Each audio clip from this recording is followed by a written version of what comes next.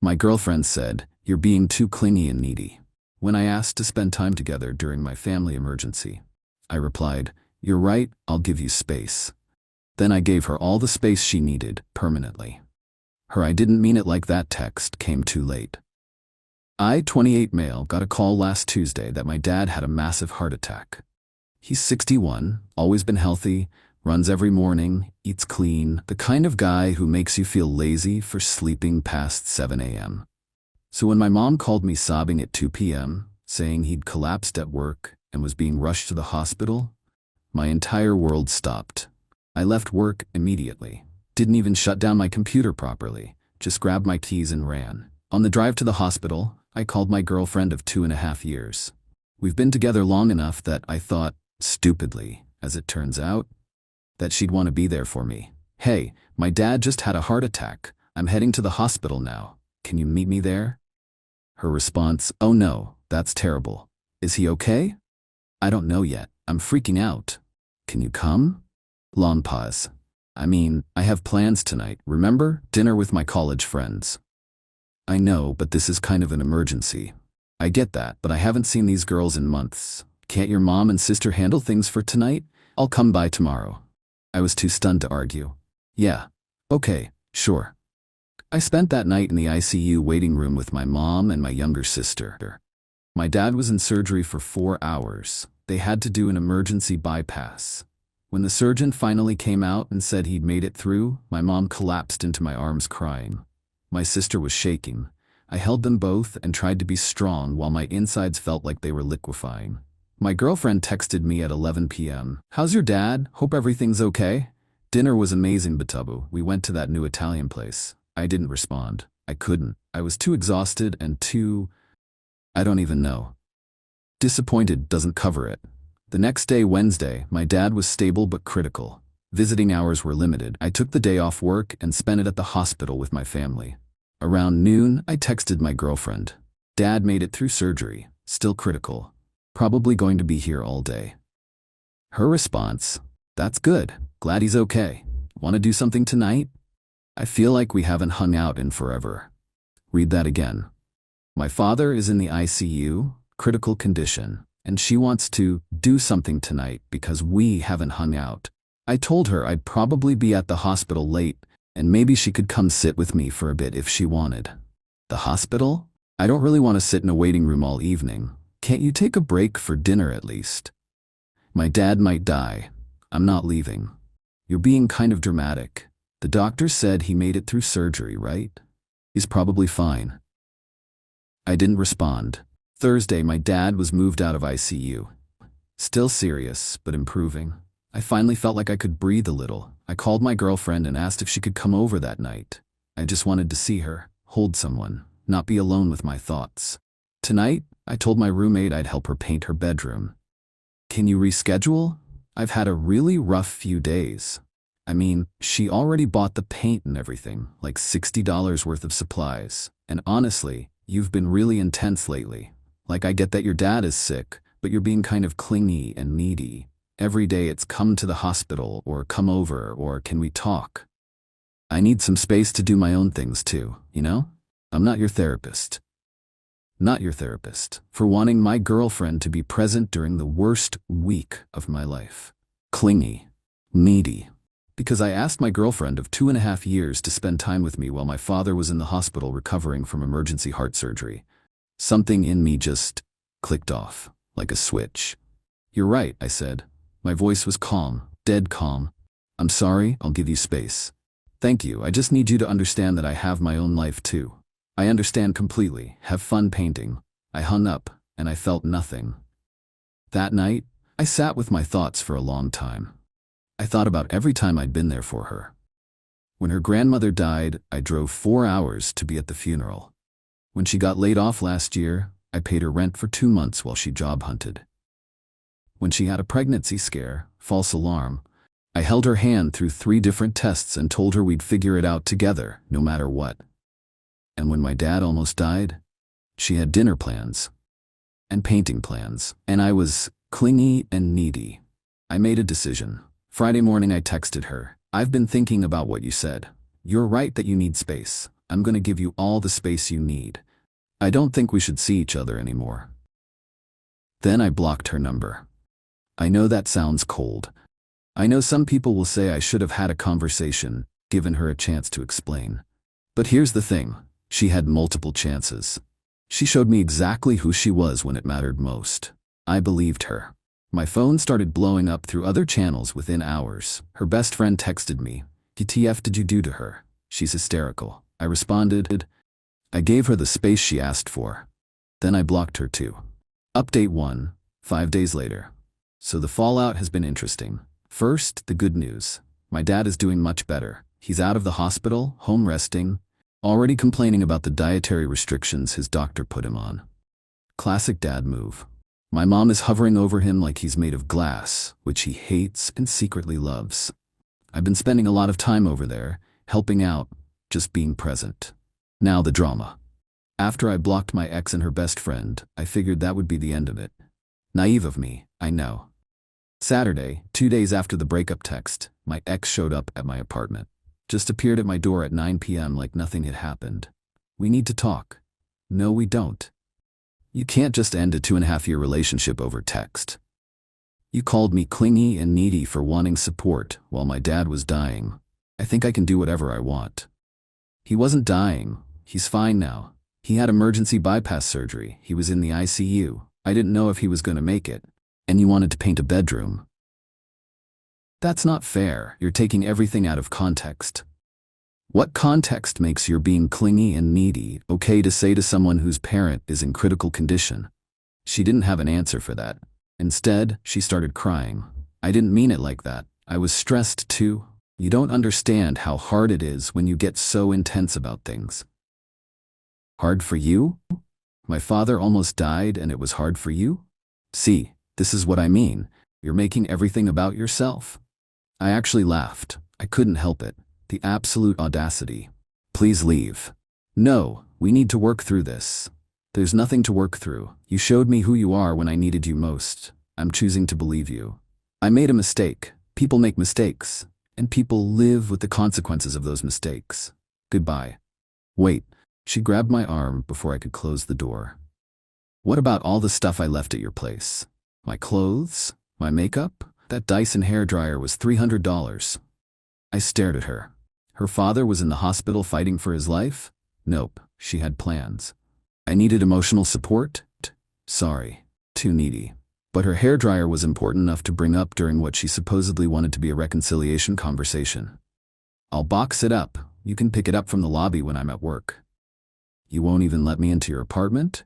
No. After 2.5 years? After what you showed me during those 2.5 years? No. I closed the door.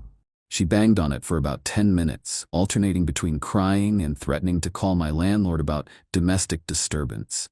Finally, she left, but not before screaming through the door that I was going to be alone forever with that attitude. Maybe, but at least I'd be alone with dignity. The next few days brought a parade of her friends and family trying to intervene.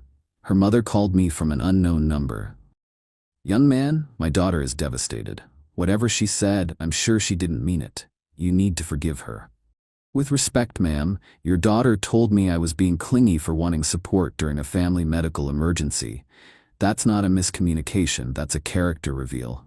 She was just overwhelmed. She didn't know how to handle the situation. Neither did I. The difference is, I didn't make her feel like a burden for needing me."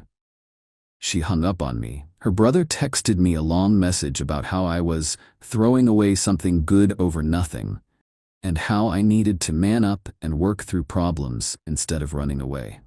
He added that his sister had given me the best years of her life, and I owed her at least a face-to-face breakup. I replied, "I spent 3 days watching my father fight for his life while your sister complained about not getting enough attention. I'm not running away from problems, I'm running away from her. There's a difference. And for the record, she gave me nothing. I paid her rent for 2 months, drove 4 hours for her grandmother's funeral, and held her hand through a pregnancy scare. What exactly did she give me, besides criticism when I needed her most?" He called me a few names I won't repeat here. Then he sent a follow-up message saying his whole family agreed that I was emotionally manipulative and narcissistic for making her medical emergency about me. Her medical emergency. My dad's heart attack was somehow her medical emergency that I was making about myself. The delusion was almost impressive. Through all of this, my ex kept trying to reach me through different channels. New email addresses, Instagram DMs from accounts I hadn't blocked yet. She even tried LinkedIn, which was honestly impressive in a pathetic kind of way. The messages evolved over time. First it was, "I'm sorry, please talk to me." Then it became, "You're overreacting, this is ridiculous." Then, "You can't just ghost me after 2.5 years." And finally, "You're going to regret this." I didn't respond to any of them. Meanwhile, something interesting was happening in my actual life. My sister, who'd watched everything unfold, told me she'd never liked my ex, but hadn't wanted to say anything.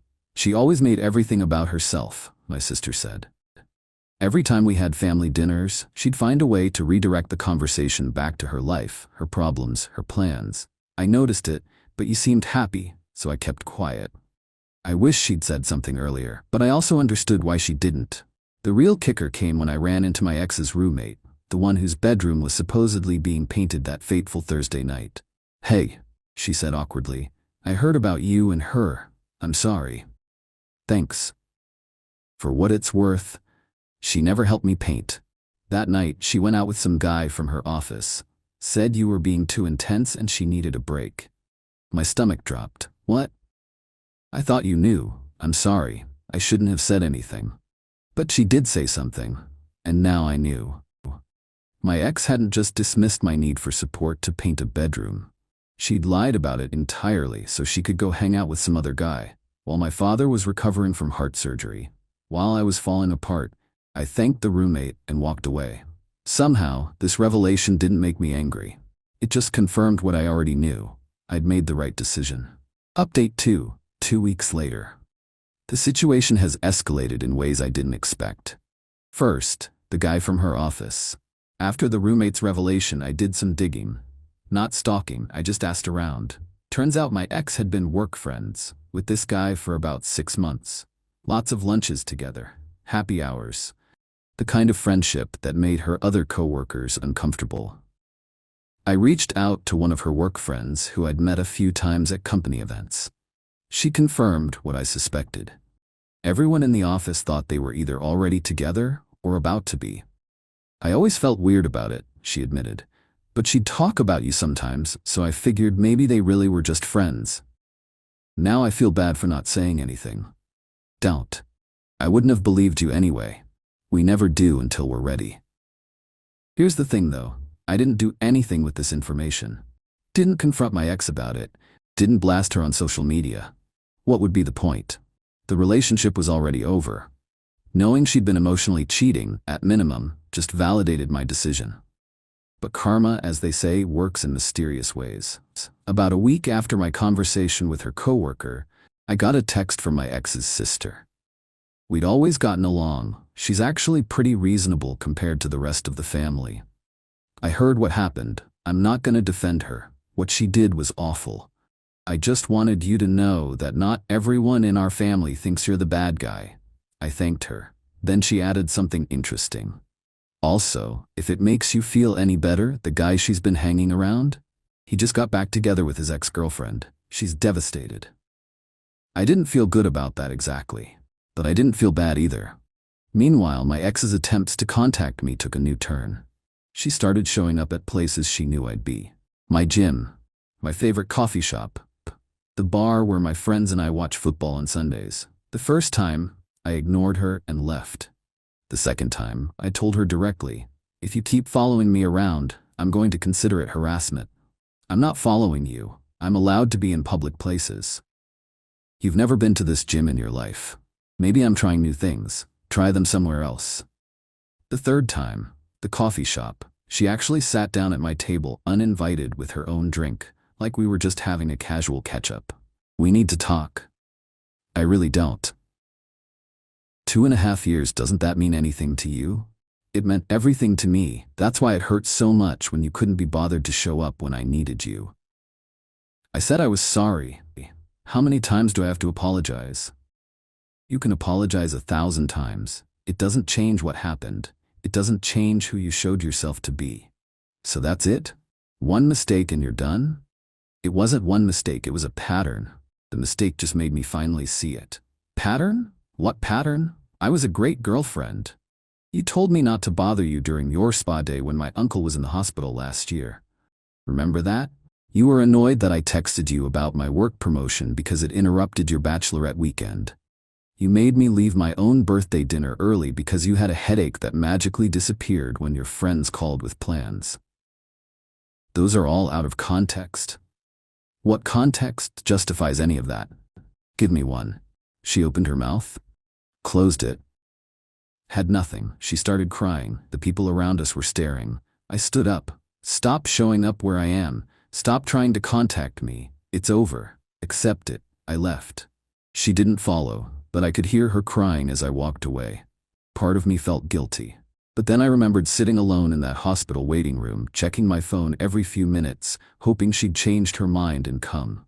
She never did. The final escalation came from her mother. She called me again, this time from her own number, so I actually answered. You need to stop torturing my daughter. Excuse me? She's been crying every day. She can't eat. She's losing weight. You're destroying her. With respect, I haven't spoken to your daughter in 2 weeks. She's been showing up at places I go, not the other way around. Because you won't talk to her. If you just have a conversation like an adult, I did have a conversation. Multiple conversations. She called me clingy for wanting support during my father's medical emergency. Then I found out she lied about painting her roommate's bedroom so she could go hang out with another guy. What exactly is there left to discuss? Long silence. She didn't tell me that part. I'm sure she didn't. More silence. Then, I need to talk to my daughter. She hung up. I don't know what conversation happened after that, but the showing up at random places stopped. So did the contact attempts from her family. For the first time in weeks, I had peace. Update 3. 1 month later, final update. This is probably my last post about this situation. Things have settled into something like a new normal, and I'm ready to move on. First, an update on my dad. He's doing great. Started cardiac rehab, already exceeding his doctor's expectations. He's grumpy about the low-sodium diet, but my mom has become weirdly creative with spices. He told me last week that he's grateful for the second chance, and that watching how I handled everything made him proud. That meant more to me than I can express. As for my ex, the full picture eventually came out, and it was worse than I thought. Her sister reached out again about 2 weeks ago. She'd apparently gotten into a huge fight with her family over the whole situation. She wanted me to know the truth, not to hurt me, but because she thought I deserved to know what I'd actually dodged. The guy from her office? They'd been sleeping together for about 4 months. Not just lunches and happy hours, a full physical affair. That Thursday when I called asking her to come over, when she said she was helping paint and called me clingy, she'd spent the night at his place, while my father was in the hospital, while I was falling apart. The reason he got back together with his ex-girlfriend? His ex found out about my ex and threatened to tell his company's HR about an affair between employees in the same department. He chose to save his career over my ex. She was just a convenience to him. I asked her sister why she was telling me all this. Because my sister is already rewriting history. She's telling everyone you were controlling and she was the victim. I don't think you should have to deal with that narrative. I thanked her.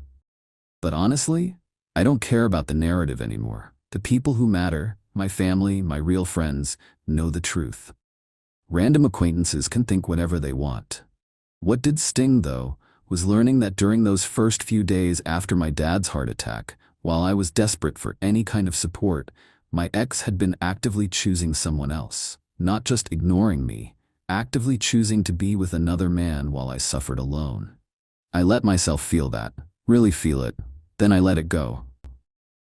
The thing about betrayal is that it doesn't define you. Your response to it does. I could have spiraled, could have confronted her about the affair, made a scene, tried to destroy her reputation, but what would that have accomplished? She's already destroyed herself. She had a partner who would have done anything for her, and she threw it away for a guy who dropped her. The second there were consequences. The consequences have continued to roll in for her, by the way. Her work situation got messy after the affair came out.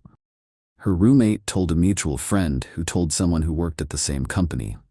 HR didn't fire anyone, but the environment became uncomfortable enough that she started looking for a new job. Last I heard, she's still looking 3 weeks later. Apparently, it's hard to get a good reference when your former supervisor knows you were sleeping with a coworker who was in a relationship. The affair partner got promoted and barely acknowledges her existence now. According to her sister, my ex made a scene at a company happy hour, loudly asking him why he wouldn't even say hello to her anymore. He apparently responded with something like, "I don't know what you're talking about," and walked away. She left in tears. Multiple witnesses. She also lost most of our mutual friends. Not because I said anything, I stayed quiet about the affair, but because people noticed the timeline. They saw my posts about my dad's emergency, calculated the dates, and drew their own conclusions about who was there for me and who wasn't. I didn't have to say a word. 2 of her closest friends from college actually reached out to apologize to me. They said they'd known something was off about her behavior for years, but hadn't wanted to see it. Fair enough, neither did I. Her roommate moved out too. Apparently she was tired of the drama and the constant crying and the late-night phone calls with various family members strategizing about how to get me back. She told my ex that she was exhausting to live with, and left. My ex is now living alone in a 2-bedroom apartment she can barely afford, frantically trying to find a new roommate. Last I heard through the grapevine, her mother is pressuring her to move back home because she can't afford her lifestyle anymore. The same mother who called me a monster. Funny how that works. As for me, I'm doing okay. Better than okay, actually. I spent the last month focused on what actually matters. My family, my health, my career. I've been helping my parents out more, which has been good for all of us. My relationship with my sister is stronger than ever. I got a decent raise at work because I threw myself into projects that I'd been putting off. Am I dating? No, not yet. I'm not ready, and I'm okay with that. The trust issues are real. I'd be lying if I said otherwise. I second-guess myself more now. Wonder if I missed signs, if I was stupid to believe what we had was real. But I'm also clearer on what I need.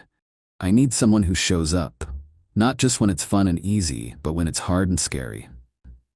Someone who sees my needs as important, not as an inconvenience.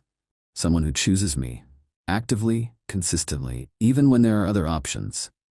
That's not asking too much. That's asking for the bare minimum. My ex texted me one final time about a week ago. Got through on a number I hadn't blocked yet. I know you hate me. I hate myself too. But I want you to know that losing you was the worst thing that ever happened to me. I didn't know what I had. I'm sorry. I read it. Then I blocked the number. Not out of anger, just out of self-preservation. Some doors need to stay closed. For everyone who followed this, thanks for listening. For anyone going through something similar, here's my advice. Believe people when they show you who they are. Words are easy. Actions are what matter.